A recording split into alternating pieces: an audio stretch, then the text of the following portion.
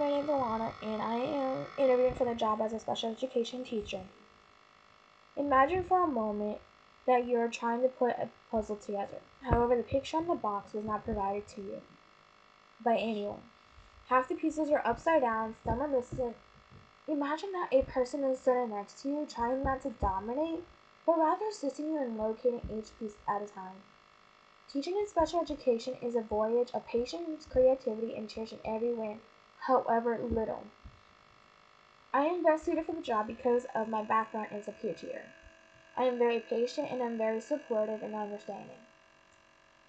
My first characteristic is patience. Being patient with students with disabilities is an important part of being a special education teacher.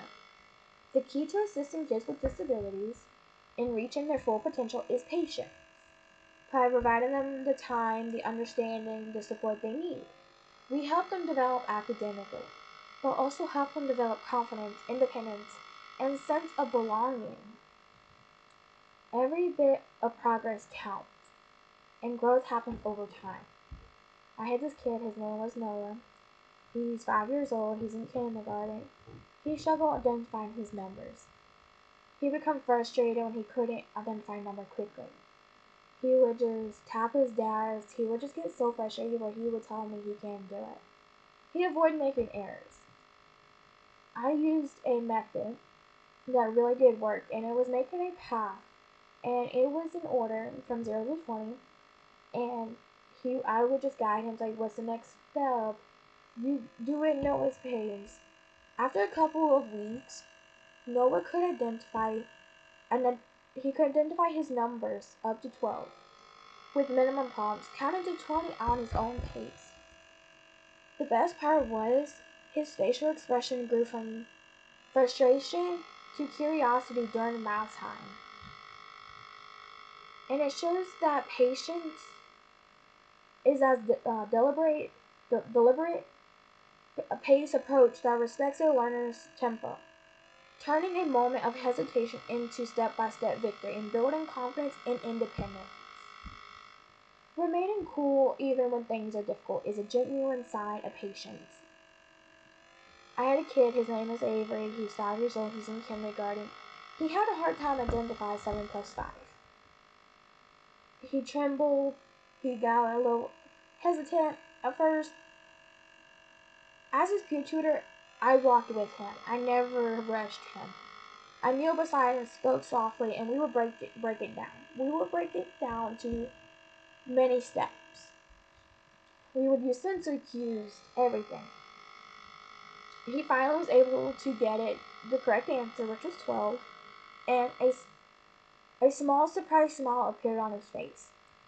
Afterwards, Avery tells me that he did it.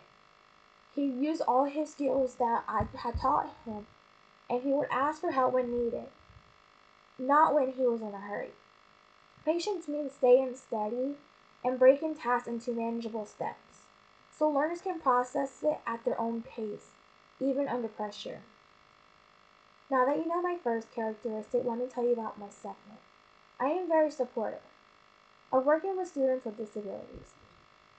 Being encouraging when engaging with students with disabilities involves having faith in their abilities, acknowledging their achievements, regardless of size, and fostering a setting where they feel appreciated, understood, and capable of succeeding. Being a confident presence is what support is about. I have this kid, her name is Lena, she's 5 years old, she's in kindergarten, recent non-native speaker. She was anxious about a word problem. And as I speak before, we would break everything down into simple steps for her to understand. She would look at me saying she can't, and I'm like, okay, let's break it down, you know? I sat beside her, used step-by-step approach with certain stems. I asked her what the question's asking, what information do we have, what operation helps us. Lena began to attempt prompts on her own and gradually moved from I can't to let me try the next step. Support means walking alongside the learner, adjusting the pace and affirming effort. It helps them see that they tackle challenges with companionship, but also students gain confidence in their abilities with help. I had this kid named Lewis. He's 5. He sat in he was reading. Sorry about that. So we broke it down into firefighter paragraphs. He couldn't be able to read it. He whispered, "I can't do this." I replied, "Let us try one sentence together." We re- uh, we broke the sentence into tiny paragraphs. Celebrating each win with a thumbs up and a quiet "we did it." Confidence grows from steady, specific support, celebrating small wins, and staying by the learner's side as they try. Lewis learned that he can stretch his abilities with support.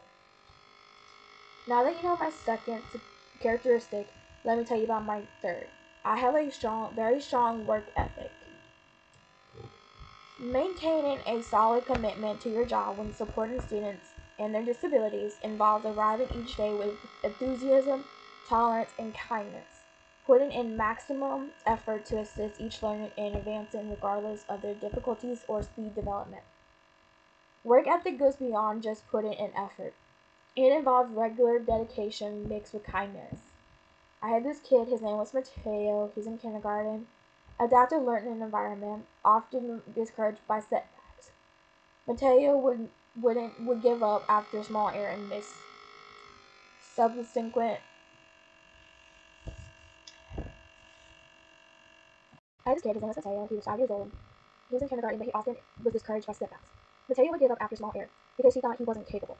After an error, he closed his notebook side and would disengage or remain in the section. A strong work ethic is proven not just by effort, but by steady, purposeful persistence and by building an environment where students learn to persevere with support. I was in Miss Nora's class. She believed that effort matters, but steady, purposeful persistence mattered more. Ada, he was shy and worried. He joined the Perseverance Start in 2 weeks. One small goal, a simple journal, one win, one challenge, daily marks. He just read aloud for 5 minutes with me, a kind peer tutor beside him. Breathe, start small, she said. They practiced after class. The Perseverance Garden stood as a force of good habits began to persist and help others. Ada found his voice, carried by his peers and my support, learning that true effort endures when perseverance and kindness meet. So to wrap things up, I really care about the students' education and ways to get them to achieve their dreams and goals. So you can see I am best for position. I am patient, I'm very supportive, I have a strong work ethic. I have told you about how tutoring has helped me and how it affected me, and how I learned to understand the students. Every learner carries an aspirations and perspective, and distinctive brilliance ready to illuminate the world. As educators and advocates, our role is not to generate the brilliance, but to embrace its flow. Therefore, let's continue to present with understanding, kindness, and a conviction that every child has the potential to thrive. When we nurture our faith in them, they start to have faith in their own abilities. And that's where the true transformation starts.